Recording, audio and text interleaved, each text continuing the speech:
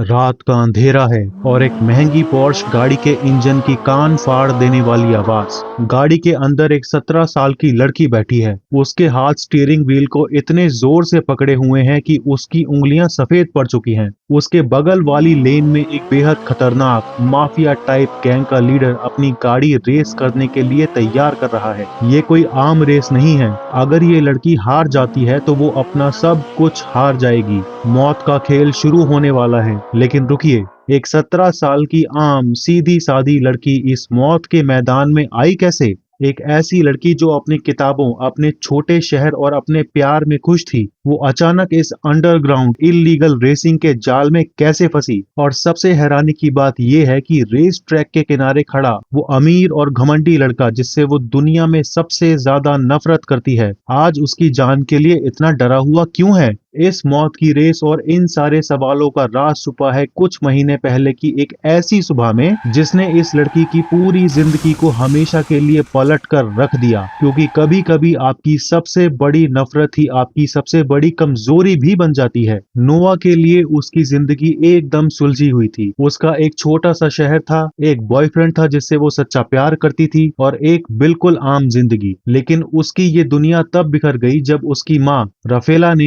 एक बहुत बड़े अरबपति विलियम लीस्टर से शादी कर ली। नोआ को अपना शहर, अपना प्यार, अपना सब कुछ छोड़कर विलियम की उस आलीशान महलों जैसी हवेली में आना पड़ा। सोच कर देखिए कि एक ऐसी लड़की जिसे साफ और आम जिंदगी पसंद हो, उसे अचानक एक ऐसी दुनिया में फेंक दिया जाए जहां फर्श से लेकर दीवारों तक सिर्फ पैसा और दिखावा हो। नोआ को इस चकाचौंध से सख्त नफरत थी। उसके लिए ये आलीशान घर एक सोने के पिंजरे जैसा था। लेकिन इस पिंजरे में एक ऐसा शख्स था जिससे उसे सबसे ज्यादा चिढ़ थी, विलियम का बेटा निक। पहली नजर में निक बिल्कुल किसी फेरी टेल के प्रिंस जैसा लगा। नीली आंखें, महंगे कपड़े और एक ऐसी शख्सियत जिसे देखकर कोई भी अपना दिल हार बैठे। दुनिया और अपने पिता की नजरों में निक एक परफेक्ट बेटा था, एक लॉ स्टूडेंट जो फ्यूचर में अपने बाप का बिजनेस एम्पायर संभालने वाला था। लेकिन नोआ की आंखें कुछ और ही देख रही थीं। जब दोनों का आमना सामना हुआ तो निक ने अपने एटीट्यूड और तानों से नोआ को नीचे दिखाने की कोशिश की। वो चाहता था कि नोआ वहां से डर के भाग जाए, लेकिन नोआ कोई कांच की गुड़िया नहीं थी। हवेली का माहौल शांत जरूर था, लेकिन निक और नोआ के बीच का टकराव किसी आग की तरह बढ़ रहा था। निक को नोआ बिल्कुल पसंद नहीं थी और नोआ को निक का घमंड पसंद नहीं था। लेकिन ये नफरत तब एक अलग मोड़ लेती है जब नोआ को निक की असलियत का पता लगता है। एक रात नोआ कुछ दोस्तों के साथ एक पार्टी में जाती है, लेकिन वो जब वहां पहुंचती है तो उसके पैरों तले जमीन खिसक जाती है। ये कोई आम अमीरों वाली पार्टी नहीं थी, ये शहर का सबसे खतरनाक इल्लीगल अंडरग्राउंड अड्डा था। यहाँ निक का असली चेहरा दुनिया के सामने आता है, एक ऐसा निक जो इल्लीगल स्ट्रीट रेसिंग में हिस्सा लेता था। नोआ भीड़ के बीच खड़ी बहुत हैरानी से ये सब कुछ देख रही थी। उसका परफेक्ट स्टेप ब्रदर आज एक अलग ही रूप में दिख रहा था। लेकिन एक अनजान और मासूम लड़की को इस डेंजरस इलाके में अकेला देखकर वहां के कुछ लोगों की नजर उस पर पड़ गई। वो उसको परेशान करने लगे और तभी निक की नजर नोआ पर पड़ती है। वो अपनी स्टेप सिस्टर को उन दरिंदों से आजाद कराता है। निक नोआ को लेकर जबरदस्ती गाड़ी में बैठ जाता है। गाड़ी के अंदर का माहौल गर्म है। निक गुस्से से पागल है कि नोआ ने उसके डार्क दुनिया के बीच खुद को खतरे में क्यों डाला। लेकिन उस गुस्से के पीछे एक ऐसी फिक्र थी, एक ऐसा बचाने का जज्बा था जिसे नोआ ने पहली बार महसूस किया था। नफरत की इस आग में अचानक एक अजीब सी कशिश खुलने लगी थी। लेकिन इस कशिश के आगे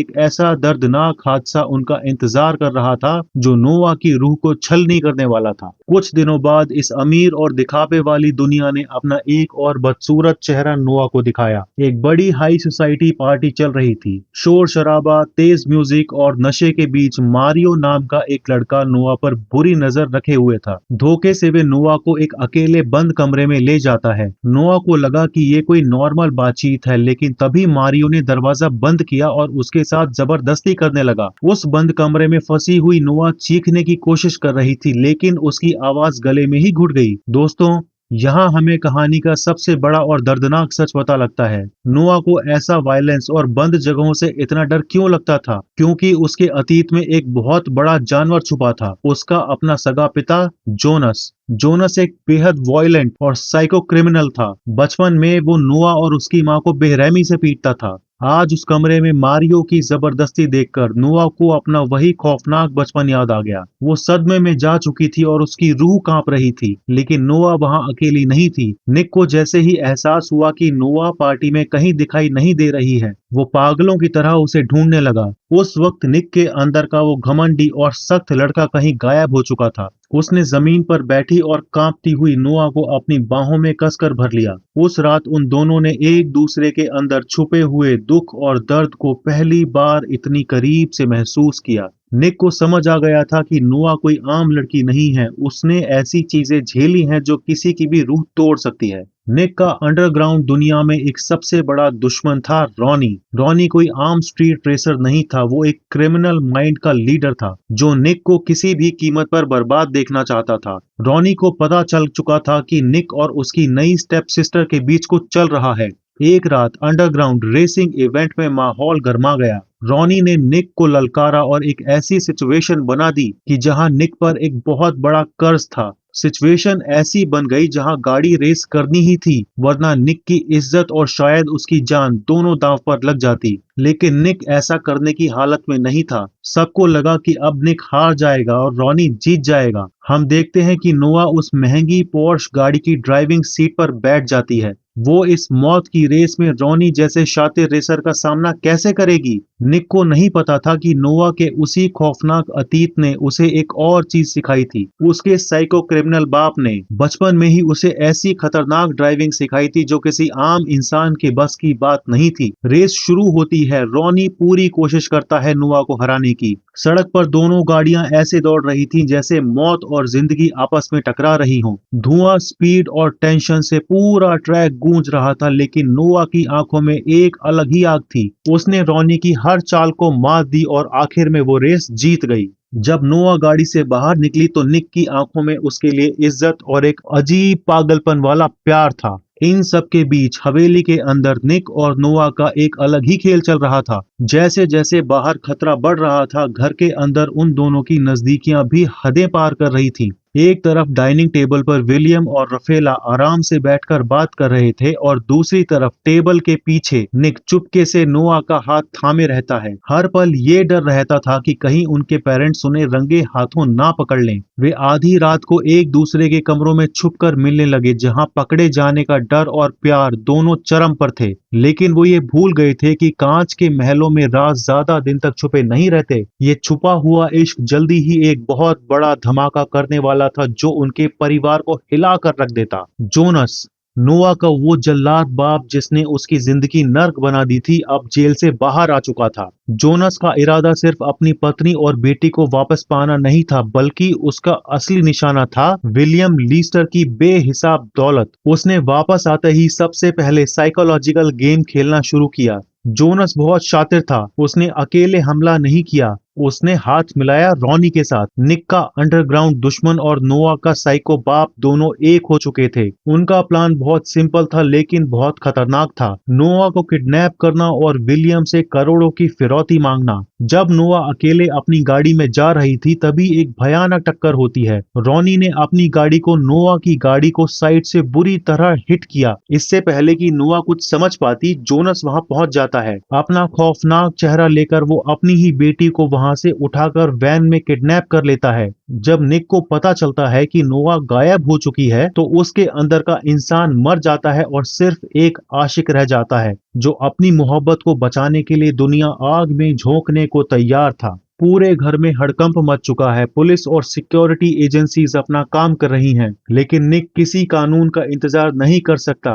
निक नोआ की लोकेशन को जीपीएस से ट्रैक कर लेता है और तुरंत अपनी स्पोर्ट्स कार निकालकर तूफान की रफ्तार से पीछा करना शुरू कर देता है। यहाँ शुरू होता है रोंगटे खड़े कर देने वाला एक कार चेज सीक्वेंस। नोआ उस गाड़ी में डरी सहमी बैठी थी। उसके बाप ने उसके ऊपर बंदूक तान रखी थी और वो गाड़ी चला रही थी। अगर वो गाड़ी रोकती तो उसका बाप उसे मार डालता। पुलिस की गाड़ियां भी सायरन बजाते हुए इस चेस में शामिल हो चुकी थी। आखिरकार जोनस की गाड़ी रुक जाती है। वो नोआ को खींचकर बाहर निकालता है। जब निक वहां पहुंचता है तो सामने का मंजर देखकर उसके पैरों तले जमीन खिसक जाती है। नोआ के ठीक पीछे जोनस खड़ा था। उसकी आंखों में हैवानियत थी और उसके हाथ में बंदूक थी जो सीधा नोआ के सिर पर तनी थी। निक अपने गुस्से पर काबू नहीं रख पाता, लेकिन वो बेबस था और कुछ नहीं कर सकता था। उसके सामने उसकी जिंदगी से बढ़कर उसकी मोहब्बत खड़ी थी, जिसके सर पर मौत मंडरा रही थी। निक जोनस से बात करके उसे उलझाने की कोशिश करता है। वो चाहता है कि जोनस किसी तरह बंदूक नीचे कर दे। तभी पुलिस और स्पेशल फोर्स ने उस जगह को चारों तरफ से घेर लिया। पुलिस ऑफिसर्स जोनस को लगातार वार्निंग देते हैं, हथियार नीचे रख दो, लेकिन जोनस के दिमाग में उस वक्त सिर्फ अपना ईगो और गुस्सा चल रहा था। अचानक आवाज आती है,